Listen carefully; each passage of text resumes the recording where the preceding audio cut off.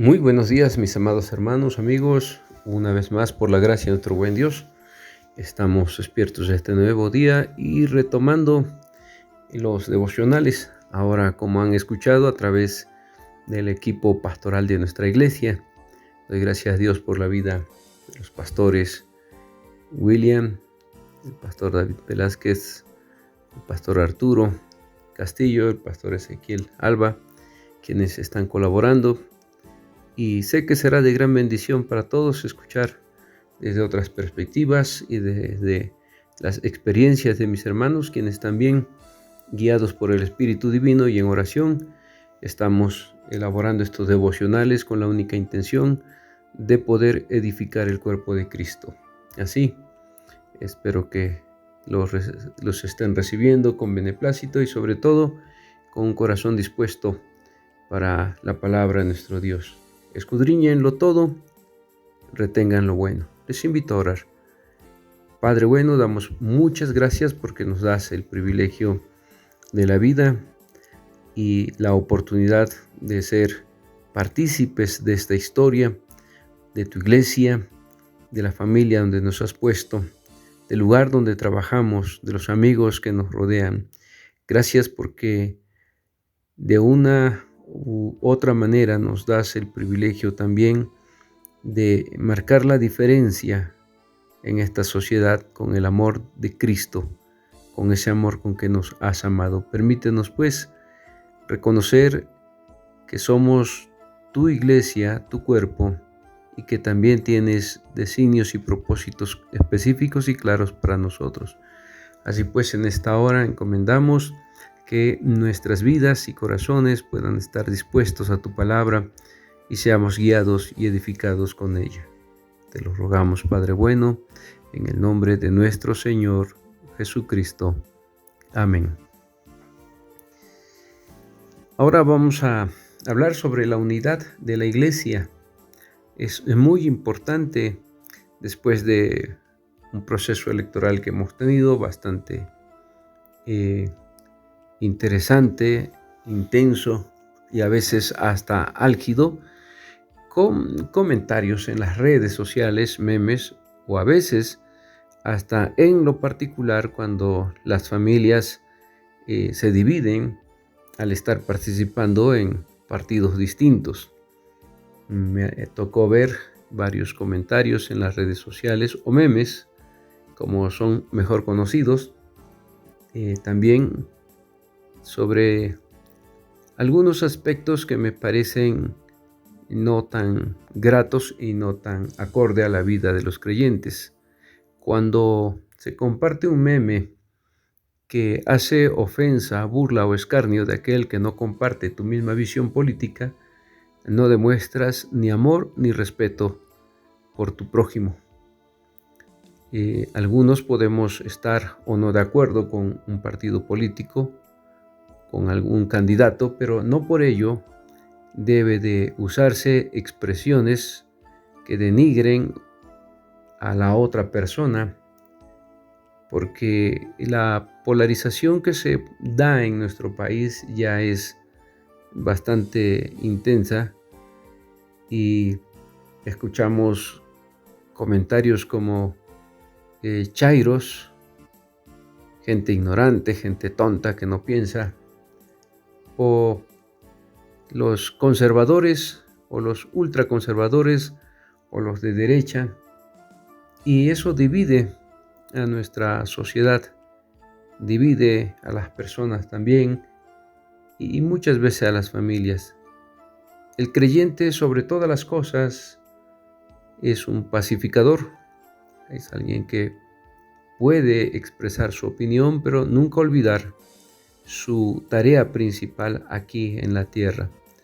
Creo que hizo falta, es mi opinión, más argumentos que descalificaciones para poder convencer a los oponentes.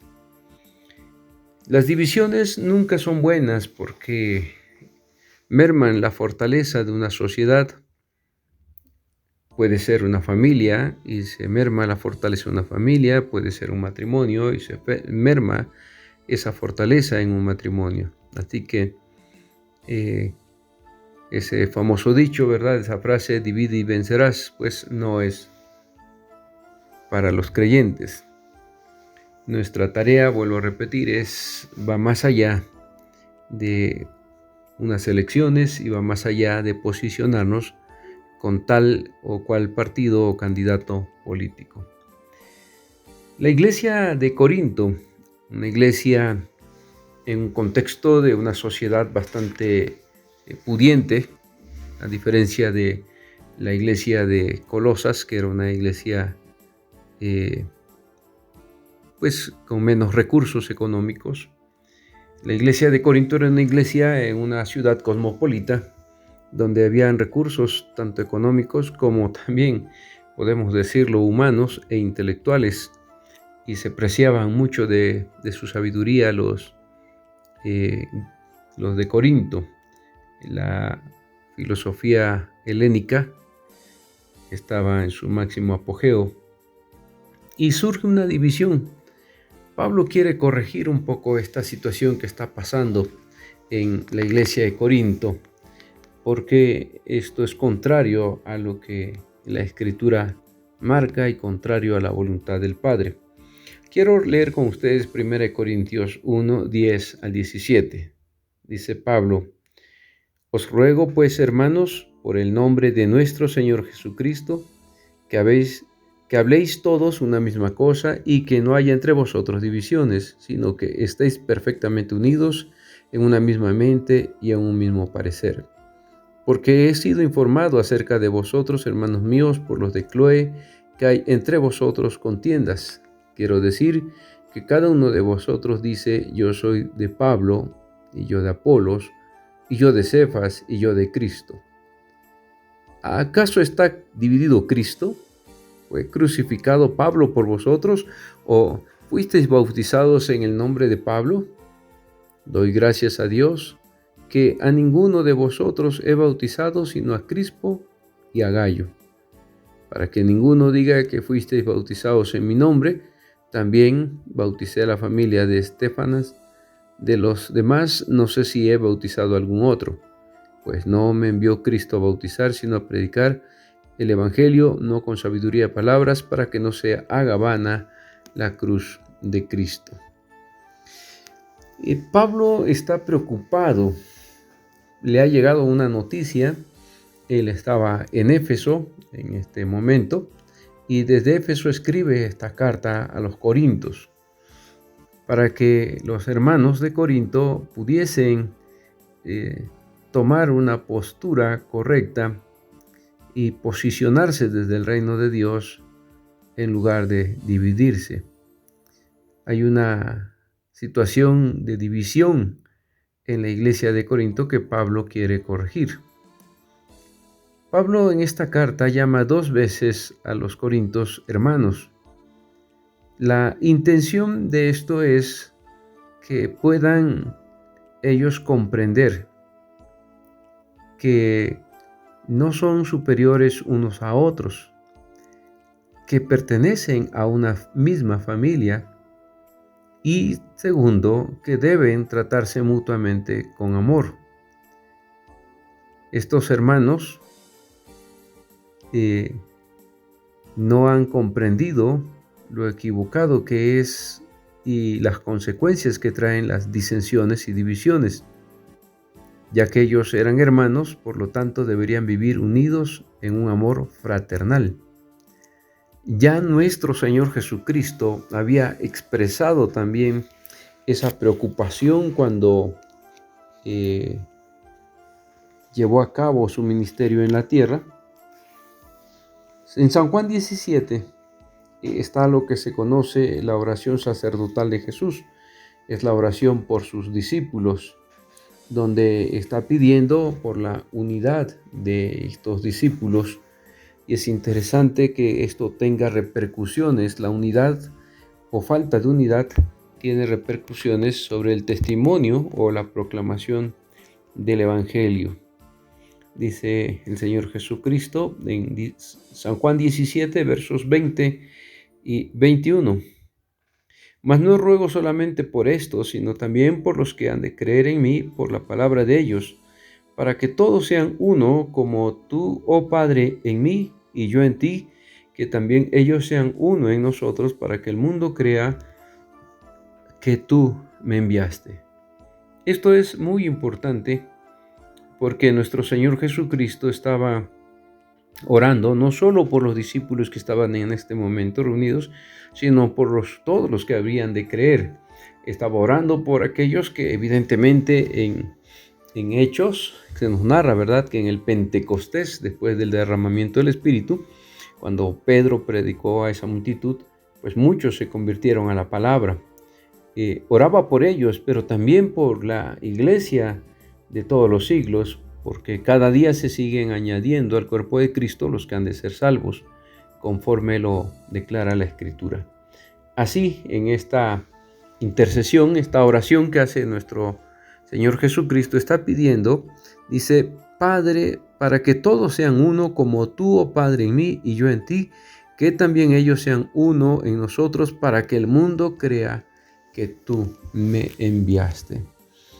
Es innegable que este deseo por la unidad entre los santos era algo que preocupaba el corazón de nuestro Señor Jesucristo, porque la menciona, como hemos dicho varias veces, en el versículo 11 de esta oración sacerdotal, lo va a mencionar, dice: y ya no estoy en el mundo, mas estos están en el mundo, y yo voy a ti, Padre Santo, a los que me has dado, guárdalos en tu nombre, para que sean uno, así como nosotros.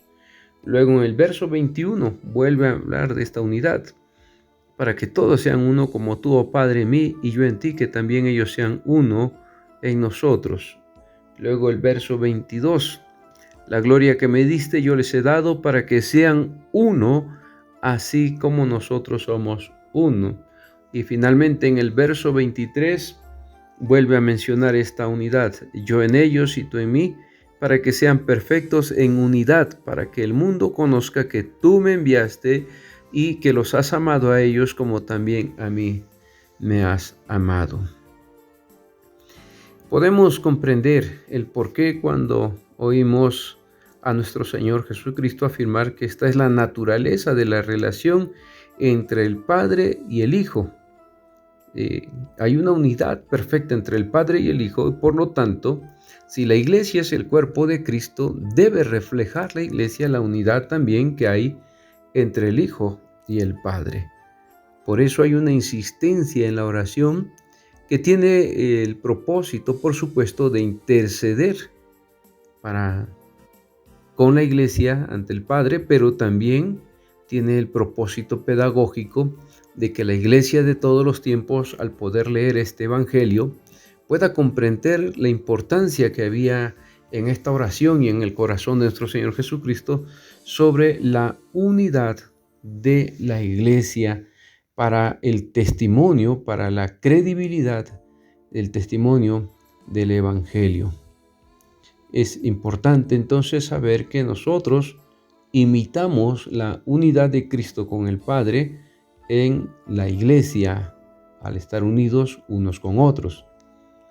En el propósito de Dios, su familia terrenal, la iglesia, va a recibir una participación en la vida divina, porque dice que sean uno en nosotros. Para que se logre tal cosa, nuestro Señor Jesucristo dio a su pueblo la gloria que le fue dada a Él, así lo declara el verso 22. Dice: la gloria que me diste yo les he dado, para que sean uno, así como nosotros somos uno. Entonces se nos ha dado la gloria al Señor. Él no se avergüenza de llamarnos sus hermanos. El que santifica y los santificados de uno son todos. Le pertenecemos exclusivamente a nuestro Señor. Quiero dejar hasta aquí la primera introducción. Mañana continuaremos reflexionando sobre el tema de la unidad. Aquí dejamos la primera parte. Quiero hacer énfasis en el hecho mismo de que todos somos hermanos. Debemos tratarnos con amor y también pertenecemos a una misma familia y al cuerpo de Cristo. Así como el Padre y el Hijo son uno, Así la iglesia está llamada a ser uno también, y lo que está en juego, como hemos dicho, es la credibilidad del Evangelio de nuestro Señor Jesucristo.